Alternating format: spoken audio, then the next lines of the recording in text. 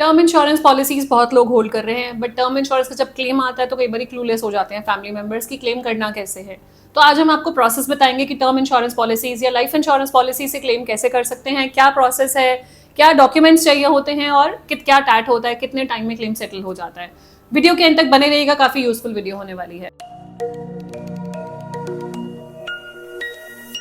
आज मैं बात करूंगी टर्म इंश्योरेंस का क्लेम प्रोसेस क्या होता है। टर्म इंश्योरेंस जैसे कि आप जानते हैं लाइफ इंश्योरेंस होती है, जहां पे डेथ होती है पॉलिसी होल्डर की, तो फैमिली को, बेनिफिशियरी को एक सम इंश्योर्ड मिलता है। तो वो सम इंश्योर्ड क्लेम करने के लिए इंश्योरेंस कंपनी पे क्लेम फाइल करना होता है, डॉक्यूमेंट्स देने होते हैं।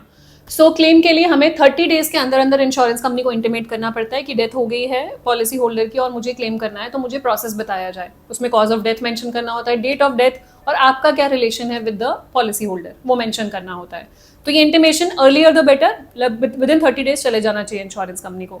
उसके बाद किस तरीके से डेथ हुई है उसके हिसाब से क्लेम फाइल होता है। नेचुरल डेथ हुई है, बीमारी से डेथ हुई है, एक्सीडेंटल डेथ है, अकॉर्डिंगली डॉक्यूमेंट्स वेरी करते हैं। कुछ कॉमन डॉक्यूमेंट्स हैं जो सारे टाइप के क्लेम्स में लगते हैं, जैसे कि आपका डेथ सर्टिफिकेट जो आपका अथॉरिटी का होता है, अगर एमसीडी का है तो एमसीडी का डेथ सर्टिफिकेट लगेगा, एंड सो ऑन, जहां पे भी आप हैं डेथ सर्टिफिकेट लगेगा। केवाईसी डॉक्यूमेंट्स ऑफ बेनिफिशियरी, जो क्लेमेंट हैं, जो क्लेम कर रहे हैं, उनके KYC which is pan, Aadhaar, photograph, उनका कैंसिल चेक, जहां पे पेमेंट चाहते हैं वो कैंसिल चेक लगेगा कि मेरे को इस अकाउंट में पेमेंट चाहिए। Policy bond which is original policy bond, and साथ में इंटीमेशन लेटर अगर पहले नहीं गया तो आप इन डॉक्यूमेंट्स के साथ भी दे सकते हैं।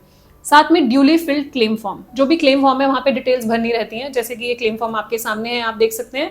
यहाँ पे आप डिटेल्स में फिल करेंगे कि जिनकी डेथ हुई उनकी डिटेल्स फिल करेंगे, क्या नेम, क्या एज, एड्रेस क्या था, देन आपका क्या उनके साथ रिलेशन है, आपकी बेसिक डिटेल्स हैं जो आपको फिल करनी है, कॉज ऑफ डेथ, किस वजह से डेथ हुई, डेट ऑफ डेथ, कब डेथ हुई, टाइम ऑफ डेथ, और वहाँ पे जो विटनेस थे, जो प्रेजेंट थे उस टाइम पे, उनकी भी विटनेस कई बार इंश्योरेंस कंपनी मांगती है, जो आपको देनी होती है, जो वहाँ पे प्रेजेंट थे, जिन्होंने देखा आफ्टर डेथ। ये सब फॉर्म में आपको फिल करके देना होता है। और अगर मान लीजिए डेथ हुई है ड्यू टू इलनेस, तो डॉक्टर की सारी डिटेल्स, हॉस्पिटलाइजेशन के सारे रिकॉर्ड्स, डेथ समरी जो हॉस्पिटल इशू करती है वो देना होता है। डेथ समरी में सारा कुछ मेंशन होता है कि किस चीज़ के लिए पेशेंट एडमिट हुए थे, क्या ट्रीटमेंट हुआ था, डेथ की समरी, डेथ हुई कैसे, what was the root cause of death, वो मेंशन होगा, और कौन से ट्रीटिंग डॉक्टर थे उनकी डिटेल्स, कितने टाइम तक इलाज चला, पहला बीमारी कब डायग्नोज हुई थी, क्या क्या ट्रीटमेंट चला, एंड सो ऑन। तो पूरा डेथ समरी में सारी डिटेल्स होती हैं, तो वो डेथ समरी साथ लगती है। ट्रीटमेंट के सारे डॉक्यूमेंट्स, हॉस्पिटलाइजेशन के सारे रिकॉर्ड्स, वो सब लगते हैं।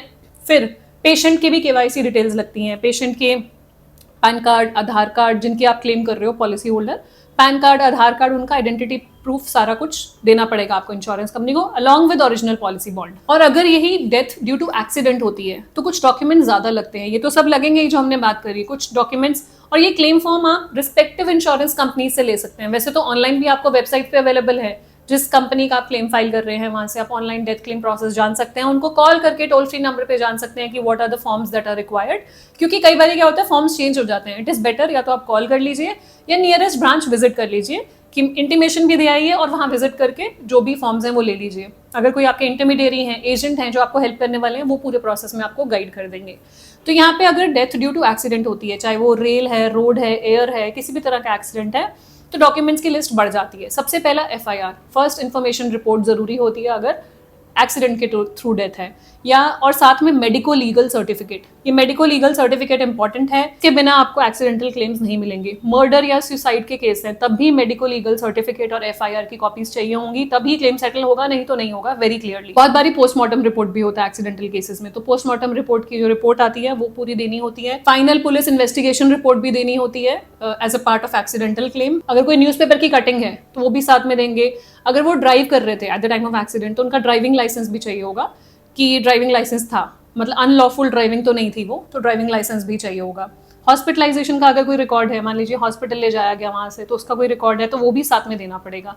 तो एक्सीडेंट के केस में थोड़ी सी जो डॉक्यूमेंटेशन है वो बढ़ जाती है, because company needs to verify each and everything. Submit इसको ऑनलाइन नहीं करेंगे, टर्म इंश्योरेंस का जो क्लेम है वो ऑफलाइन ही सबमिट होता है, किसी भी नियरेस्ट ब्रांच में सबमिट होता है, एंड वहां पे वो डॉक्यूमेंट्स पूरे वेरीफाई करेंगे। Make sure that you take the receiving of all the documents, कि वो डॉक्यूमेंट्स आपने दिए हैं उसकी रिसीविंग ले लीजिए, क्योंकि कहीं आपके ओरिजिनल डॉक्यूमेंट्स भी जाएंगे, तो आप उसकी रिसीविंग जरूर ले लीजिए। मान लीजिए कोई रिक्वायरमेंट लगती है या कोई एक्सीडेंटल केस है जहाँ पे इन्वेस्टिगेशन में जा रहा है, तो वो टाइम टेकिंग प्रोसेस है, तो वहाँ पे दोबारा वो डॉक्यूमेंट आपसे मांग सकते हैं। तो अपनी पूरी फाइल मेंटेन रखिए, सो दैट कुछ भी जरूरत पड़ी दोबारा देने की तो आप दे सकते हैं। सो ये है लिस्ट ऑफ डॉक्यूमेंट्स। ये सबमिशन के बाद टैट होता है क्लेम का। जनरली 30 डेज में आपका क्लेम अप्रूव हो जाता है and in some cases it can go up to 180 days also. क्योंकि क्या होता है, कई बार कुछ ऐसे केसेस होते हैं जहाँ पे टाइटल क्लियर नहीं होता, नॉमिनी क्लियर नहीं होता, डेथ का रीजन क्लियर नहीं है, इन्वेस्टिगेशन वाला केस है। जैसे मैं अभी आपको बताऊँ, एक पीछे डेथ हुई थी, one of our policy holders, he died due to accident. और एक्सीडेंट क्या था, वो कार ड्राइव कर रहे थे और कार में आग लग गई थी, चलती गाड़ी में या खड़ी गाड़ी में। तो उससे क्या हुआ कि वो डॉक्यूमेंटेशन सारे प्रोवाइड नहीं कर पा रहे थे, जैसे आपका एफआईआर है, पुलिस की फाइनल रिपोर्ट, ये सब डॉक्यूमेंट में टाइम लगता है। एंड बहुत सारे फैमिली मेम्बर्स भी इन्वॉल्व हो गए थे कि हम क्लेम करेंगे, जबकि नॉमिनी था पॉलिसी में। तो वहाँ पे आपको जैसे पता है इंश्योरेंस में मैरिड वुमेन प्रॉपर्टी एक्ट होता है, वो नहीं था। अगर MWPA होता तो कोई प्रॉब्लम ना आती, तो वाइफ को क्लेम मिल जाता। बट बाकी फैमिली मेम्बर्स भी इन्वॉल्व हो गए, विच इज उनकी मदर इन लॉ, उनकी सिस्टर इन लॉ, उनके ब्रदर इन लॉ, इसकी हमें भी मिलना चाहिए इसमें क्लेम। तो स्टे लगा दिया पॉलिसी के ऊपर। तो यहाँ पे लगभग टाइम लग गया बिकॉज वो कोर्ट के ऑर्डर्स आ गए उस पॉलिसी पे। बट अदरवाइज जो आपके क्लेम्स हैं 180 डेज के अंदर यूजुअली, मतलब कोई भी क्लेम हो 180 डेज के अंदर सेटल हो जाता है। इसके ऊपर अगर ये टैट क्रॉस हो जाता है, आपने सारे डॉक्यूमेंट्स दे दिए और इंश्योरेंस कंपनी ने नहीं क्लेम सेटल करा, तो they have to give some penalties also. वो भी आपके पॉलिसी डॉक्यूमेंट में मेंशन होता है। तो पेनल्टी इंटरेस्ट के साथ आपको क्लेम दिया जाता है।